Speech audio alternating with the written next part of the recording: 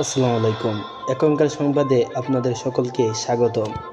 পতিত ফ্যাসিস্টদের নতুন হুঙ্কার, দেশবিরোধী ষড়যন্ত্রে সক্রিয় হওয়ার অপচেষ্টা আওয়ামী লীগের, অপকৌশল বাস্তবায়নের দায়িত্বে গাজীপুরের সাবেক মেয়র জাহাঙ্গীর।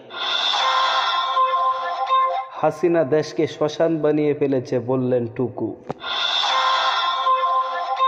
এদিকে শেখ হাসিনা দেশে ফেরা নিয়ে বিতর্ক, বিএনপি কর্মী গুলিবদ্ধ। সিপিবি কার্যালয়ের সামনে সতর্ক অবস্থানে পুলিশ। এতক্ষণ শুনছিলেন সংবাদ শিরোনাম, এবার বিস্তারিত। পতিত ফ্যাসিস্টদের নতুন হুঙ্কার, দেশবিরোধী ষড়যন্ত্রে সক্রিয় হওয়ার অপচেষ্টা আওয়ামী লীগের, অপকৌশল বাস্তবায়নের দায়িত্বে গাজীপুরের সাবেক মেয়র জাহাঙ্গীর। দেশবিরোধী ষড়যন্ত্রে সক্রিয় হওয়ার অপচেষ্টা করেছে আত্মগোপনে থাকা আওয়ামী লীগের নেতাকর্মীরা। সারা দেশে ওয়ার্ড পর্যায়ে অরাজকতা তৈরি করতে দেওয়া হচ্ছে বিশেষ নির্দেশনা। এসব অপকৌশল বাস্তবায়ন বিশেষ দায়িত্ব দেওয়া হয়েছে গণঅভ্যুত্থানের মুখে দেশ থেকে পালিয়ে যাওয়া গাজীপুরের সিটি কর্পোরেশনের সাবেক মেয়র জাহাঙ্গীর আলমকে। দেশের মধ্যে বিশৃঙ্খলা সৃষ্টি করতে নিজ কর্মী সমর্থকদের প্রস্তুত থাকতে নির্দেশনা দিয়েছেন তার এমন একটি অডিও রেকর্ড সম্প্রতি সোশ্যাল মিডিয়ায় ছড়িয়ে পড়েছে। শেখ হাসিনা দেশকে শ্মশান বানিয়ে ফেলেছে বললেন টুকু। বিএনপির স্থায়ী কমিটির সদস্য ও সাবেক মন্ত্রী ইকবাল হাসান মাহমুদ টুকু বলেছেন, ফ্যাসিস্ট হাসিনা অর্থ লুটপাট করে বাংলাদেশকে শ্মশান বানিয়ে পালিয়ে গেছে। দেশের অর্থনীতিকে চাঙ্গা এবং একটি সমৃদ্ধশালী দেশ গড়তে একটি গণতান্ত্রিক সরবরাহ ব্যবস্থা দ্রুত দরকার। শুক্রবার সন্ধ্যায় সিরাজগঞ্জের হোসেনপুরে আবদুল্লাহ আল মাহমুদ এভিনিউ নিজ বাসভবনে শহরের 1 থেকে 5 নং ওয়ার্ডের বিএনপি নেতাকর্মী, ইমাম, মুয়াজ্জিন ও মুরব্বিদের নিয়ে আয়োজিত ইফতার পূর্ব সমাবেশে এসব কথা বলেন। কিন্তু হাসিনা অহংকার করেছিল, তাই রাজপ্রাসাদের কাভার রেখে তাকে পালাতে হয়েছে। এটা আল্লাহ দেখিয়েছেন, আল্লাহই সব কিছুর মালিক। ইকবাল হাসান মাহমুদ টুকু বলেন, আমাদের পরিবার সিরাজগঞ্জবাসীর গোলাম।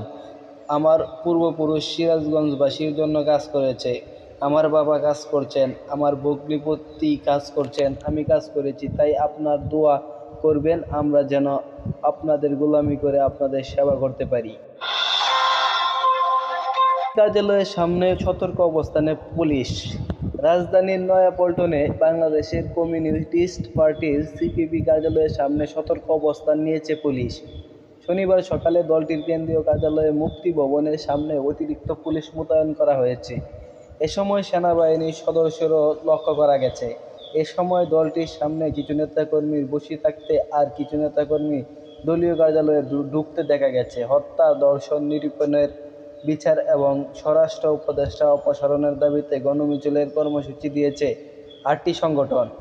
এর জবাবে পল্টনে বাংলাদেশের কমিউনিস্ট পার্টি সিপিবি এর কার্যালয়কে ছাত্র জনতার কার্যালয় বানানোর ডাক দিয়েছেন লেখক ও অনলাইন অ্যাক্টিভিস্ট পিনাকি ভট্টাচার্য।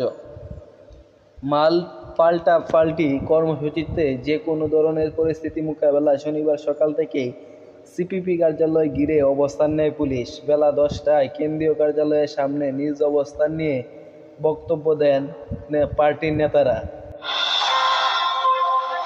শেখ হাসিনা দেশে ফেরা নিয়ে বিতর্ক, বিএনপি কর্মী গুলিবদ্ধ।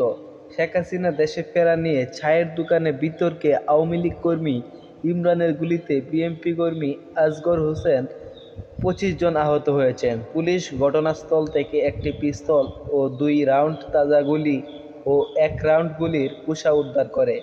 শুক্রবার 14 মার্চ রাতে চৌগাছা উপজেলার সৈয়দপুর গ্রামের একটি চায়ের দোকানের সামনে এ ঘটনা ঘটে।